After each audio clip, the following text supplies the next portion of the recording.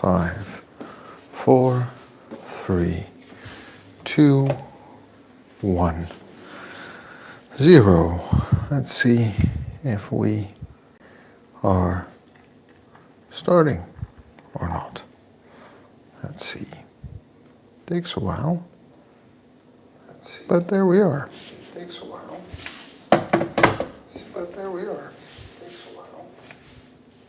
Sounds working.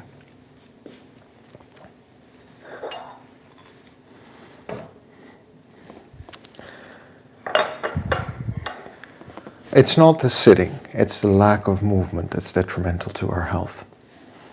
That's what we're going to talk about today. We're going to talk about movement because it is Wednesday. And you know, I break down movement into different kinds of activities, right? There's just being generally active and moving around as a human being. There's sport and play, like sports like football or hockey or judo or dodgeball, which are all forms of play and fun. And then there is training, right? And training is what we do with a specific purpose in mind. So we're trying to drive a specific adaptation in our cardiovascular system or our muscular system, or both at the same time. In that vein, I am still not moving a lot because I had an x-ray done of my foot yesterday, and even though it's not broken, it is still slightly swollen and painful, so something is not entirely right there.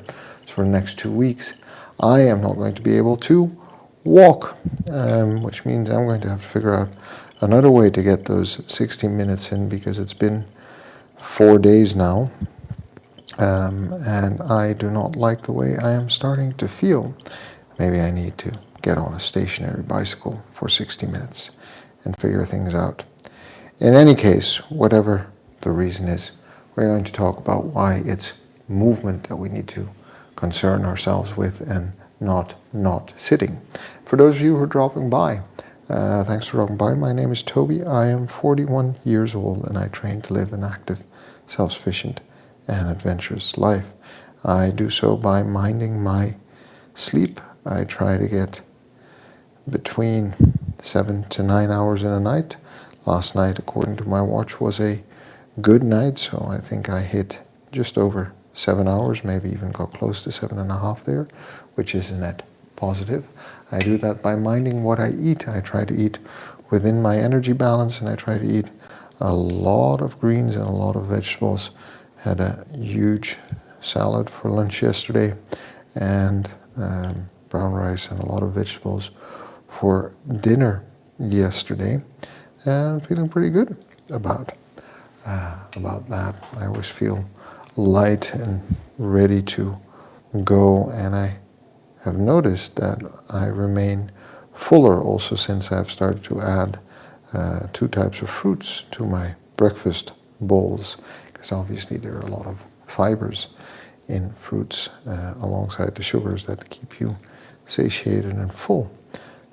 So progressively gaining more insights about what good and bad foods are and how to actually balance them in my weekly routine, in my daily routines. We talk about movement, which is what we're going to talk about today. Right? We talk about just regular old activity. We talk about sport and play. We talk about training, specific training. We talk about friendships and connections, and communities and contributions, and what that means and how we can invest in ourselves and our longevity by also investing in other people, which seems to be a bit counterintuitive, but it's definitely something that you need to be mindful of if your goal is to stay fit and healthy for a long time. And finally, we also talk about hobbies and the mastery of certain things, because it is good to have a hobby.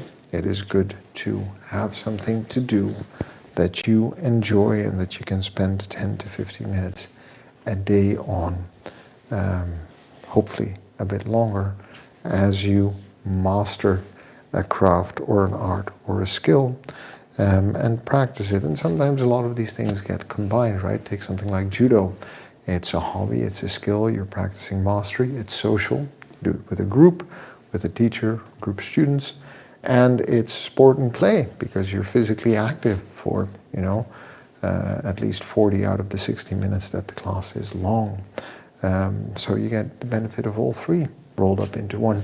And the more of those combination activities we can do, like fitness is really individual, it's just one thing, right? We're at the gym and we're training, and we move on. We've taken that hour or two out of our day, whereas something like judo, some people do socialize in the gym. I usually prefer to just go and train. But something like judo is social by nature. So there are different modalities there to explore. The whole purpose of this is the following. I want to do this because I have understood that we're going to live to be at least 80, maybe even 90, who knows, might get to 100. But those final years that we get extra, we also get a lot more sick years. So for the 10 or 15 years of extra life expectancy that we've created through advances, we've also created 4 or 5 more years carrying sickness, discomfort, disease with us. And I'm all for living longer, but I would like to be able to do the things that I'm doing today at the age of 80. I don't think I'll be doing any real judo throws or falling, but I would like to be actively involved in participating, if you understand what I mean. Because I think that's important. This is about the way I feel, not about the way I look. So I generally have a training and workout program that is 7 days a week, and it varies a bit more intense training with very light mobility, with a bit more intense training, with light mobility, with a bit more intense training, mobility, on and off, to reach a certain level of activity throughout the day and throughout the week. And now, not having done any of that activity for 4 days because of a inexplicable foot injury, I noticed that I start to feel a bit sluggish, and I would very much like to keep challenging my body, but it is very hard to challenge your body when your foot is not working, okay? So principle number 1, don't get injured, because if you don't get injured, you can't train. And I wish I could explain. Even the doctor asked me, what did you do? Because it looks very swollen. I said, I have no idea. And we agreed to send me to the hospital for an x-ray, just to be sure to exclude the possibility of it being fractured. Thank goodness it's not fractured, because I would not want to be ambling towards a 4-week hiking holiday in the mountain with a fractured foot. But the fact that the foot is so painful doesn't help specifically, right? In terms of preparing for a holiday where I'm going to be expected to walk in the mountains for 4 weeks with 16 kilos strapped to my back. So there goes a lot of my preparation time, because the next 2 weeks, whatever I'm doing, I'm not running or I'm not walking, because this needs to heal. So I might be doing some light exercise on the mat there, and that's going to be about it. But okay, enough complaining about my foot. Hit like, subscribe if you're still watching, still here. I'd appreciate that. And what I'm trying to do right now, more than grow subscribers, even though every subscriber is welcome, is to hit that 3,000 minutes of watch time. And we hit that 3,000 minutes of watch time by watching videos on my channel. So if you are watching and you want to support me, hit like on this stream, which is going to be a podcast, but also go over to my channel and pick a video and watch it from beginning to end, or start with the first podcast. Listen to them all if you want to on the background. I would really appreciate that, and if we can get me to those 3,000 hours in watch time, that would be amazing, because the one thing that I have not yet been able to do is to create that one video that draws in 10, 20, 30,000 views. Unlike a colleague of mine who ripped some videos from read it, stitched them together, uploaded a short, and his short went viral. His short got more than 2 million views, and he got 224 subscribers overnight. And he's not even trying to build a YouTube channel. He's just having fun with it. What can I say? Life's unfair. Here I am every day slaving away. So anyway, and for all of you who were watching and sending me birthday wishes of the short that I uploaded, I appreciate the well wishes, and thanks a lot for dropping by and spending some time with me, and for all of your support ongoingly. All right, so today's training, non-existent because of a foot injury, so we can go right into the topic of movement, because it is Wednesday, and Wednesday we talk about movement. And like I said at the top, it's not the sitting, it's the lack of movement that's detrimental to our health. Maybe. We don't talk in absolute, but I think it is very reasonable to assume that the sitting is detrimental, because when we're sitting we're not able to move, and movement has a lot of beneficial effects. I am not so sure, based on what I've been reading, if whether sitting has negative effects, or it's just that we don't get the positive effects of movement when we're sitting. A bit of nuance there. I hope that's clear enough. Movement just needs to be regular. It needs to be low intensity, meaning walks, not even fast walks. You don't even have to get into zone 2. You can just walk casually, go for a stroll around the block frequently. 2 minutes every 20 minutes seems to offset the lack of insulin sensitivity that you have when you're sitting, or it seems to improve or bolster your insulin sensitivity if you move a little bit every 20 to 30 minutes, right?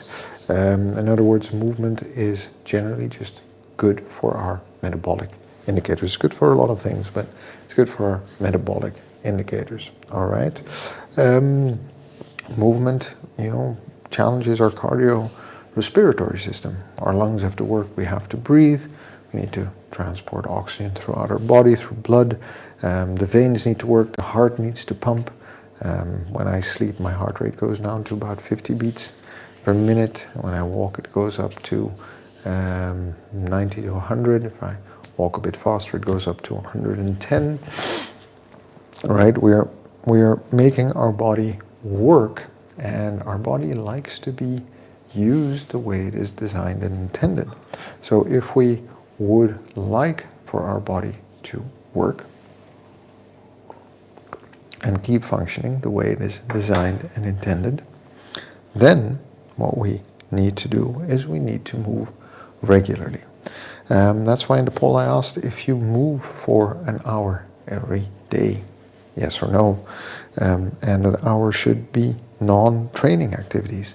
So for example, walking up the stairs, walking to the grocery stores, taking the bike around to drop the kids off at school, at the daycare, if you live in a place that is friendly to cyclists like I do. I live in the Netherlands, right, in Amsterdam, so there's a lot of easy access to good bike paths there. What are the things that we can do as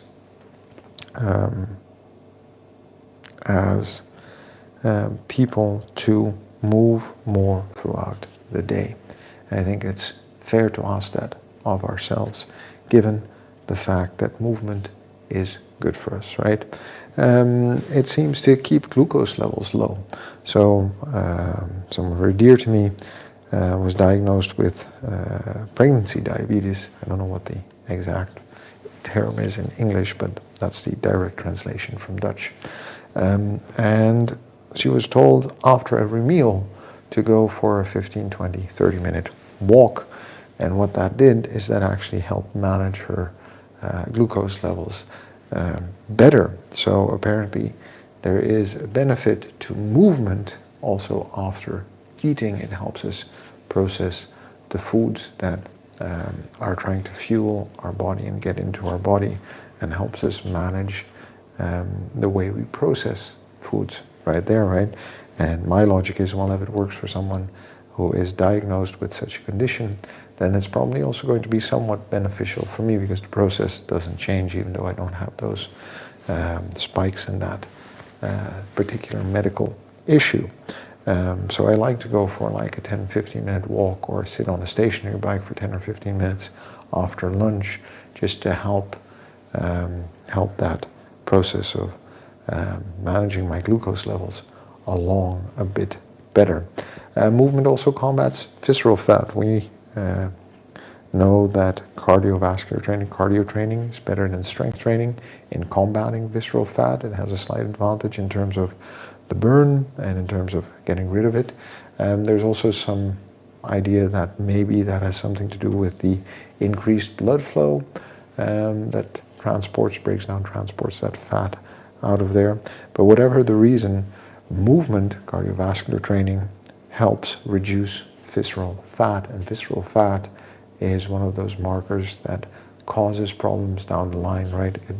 It creates chronic inflammation, which can over time lead to some serious dysfunction of the organs that are stored around and of the body, and to some very negative health outcomes. So the physical advantages of movement are definitely well known, well documented. We don't have to have a long debate or discussion about it, even though we can probably. It also improves cognitive ability. We tend to feel better, we tend to think better.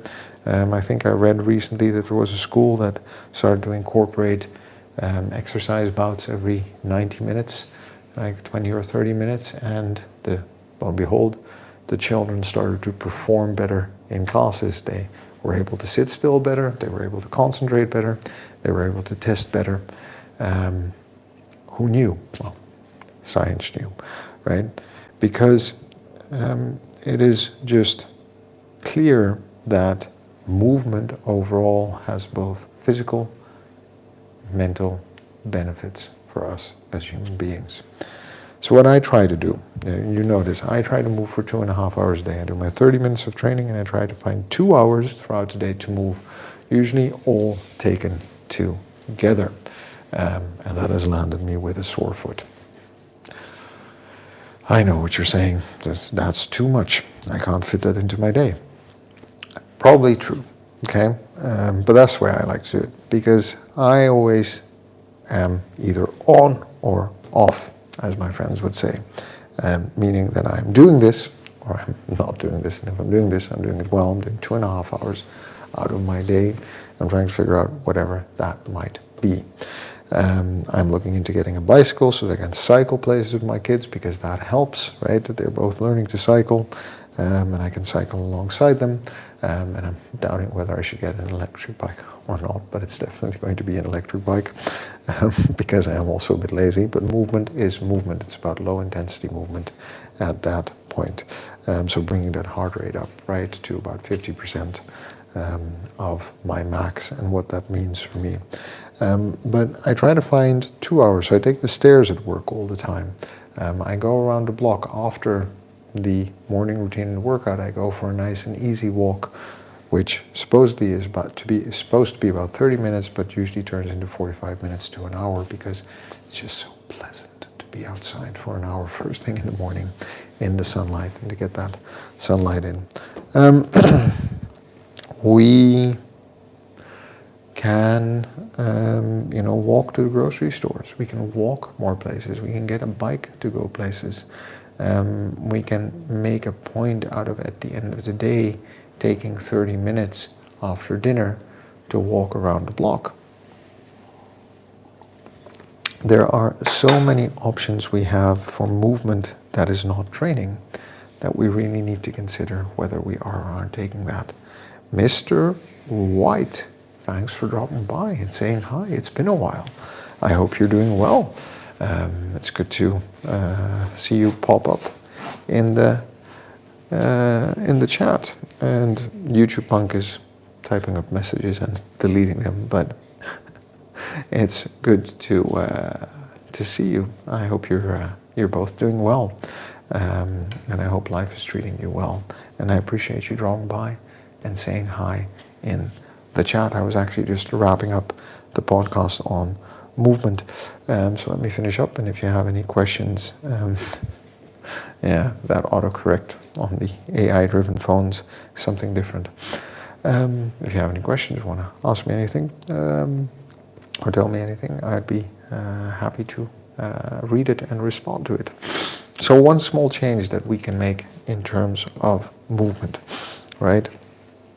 In terms of finding space to actually do a bit more.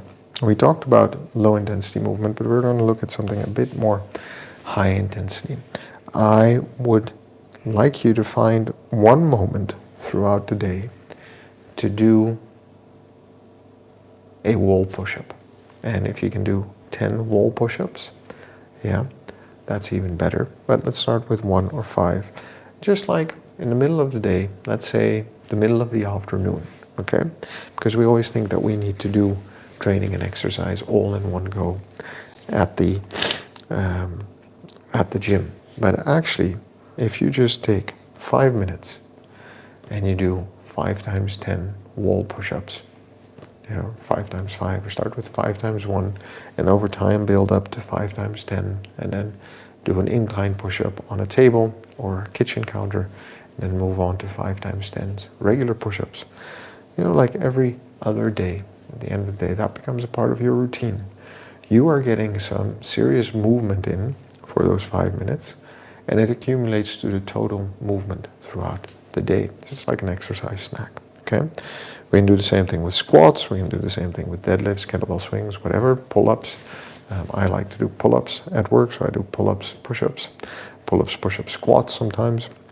But whatever it is you choose to do, just take 5 minutes, every minute on the minute. Start with 1 push-up, wait for the minute to end, another push-up, wait for the minute to end, another push-up. There you've done something for about 5 minutes, right? You've moved, and that can increase to 10. And if you're already capable of doing regular push-ups, you can do like 5 regular push-ups, and then wait for the minute, 5 regular push-ups, and do it 5 times, all right?